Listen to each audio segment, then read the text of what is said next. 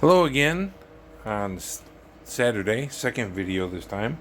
Back out here in the garage to get the gas tank back in the Torino.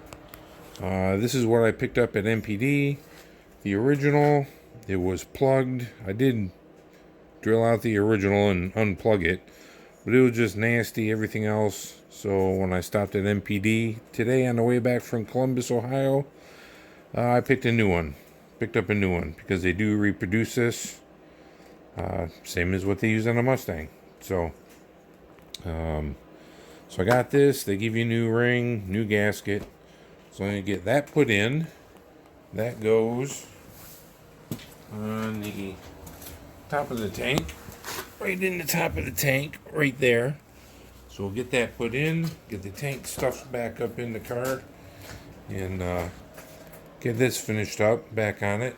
And then I'll get the front end up in the air because the vent pipe that runs from the back of the car all the way up to front to the vapor canister is actually pinched underneath the frame. So that's why the tank wasn't venting, and I got a serious vacuum when I would undo the gas cap after a long period of time. So get that fixed up. That'll be taken care of. Then we can take it up to the gas station and put a bunch of fuel back in it. So I was just about on empty right now anyways. So that's why I decided to go ahead and tackle this before putting some gas in it. So we'll get this back together and get her done. Alright, and we're back. Back down on the ground. Fuel tank is in. New fuel line for the vent hose. Everything's hooked back up. Filler neck back in, everything. So the next thing will be to jack up the front end so I can get to where the vent line is crushed. It's actually one of the retainer tabs, that retainer clamps. It clamps it to the frame underneath. It actually looks like it pinched the line.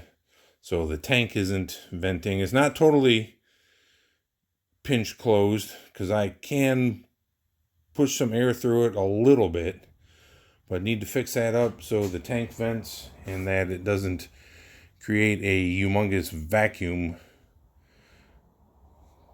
for when I pull the cap off. And we got that up. Important stuff. So now we're flying the motorsport flag. Anyways, everyone, hope you have a great weekend. Probably done with this for the weekend. This will get moved out tomorrow, and Kids Escape is coming in for an oil change, and might get ambitious, and swap out the headlight assemblies with the new ones that I bought.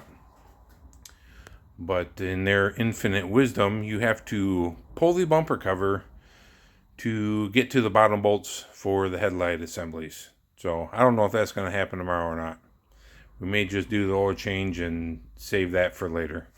And and I did put one of the tips on because I happen to have a 2 1/4 clamp. So just need to pick up one more tomorrow while we're out and about, and I'll put the other side on. They I don't know what the hell I did with it. They do make a nice tip with a rolled edge, as you can see, but the thing's too damn short. These used to be longer. I put some of these on a 73 Sport that I had, and they used to be longer. Probably about 2 to 3 inches longer. But of course, just like everything else, pay the same money, get less product. So these will go in a bin for something down the road maybe. And yes, I know, my workbench is an absolute mess. It's a cluster. It's a disaster. Usually it's not like that when I redo carburetors. Usually the bench is totally cleaned off, so nothing gets messed up.